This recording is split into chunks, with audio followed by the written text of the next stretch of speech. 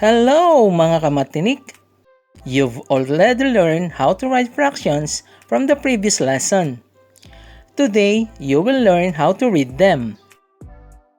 There are actually two ways to read fractions. The first way to read fractions is to read everything we see as it is written. The horizontal line will be our guide. We will read first the number above the horizontal line relative to its position to the second number. And since 3 is above 4, we will read this fraction as 3/4. Got it? And that's it mga kamatinik. See you all on the next fractions in 1 minute lesson for the second way on how to read fractions.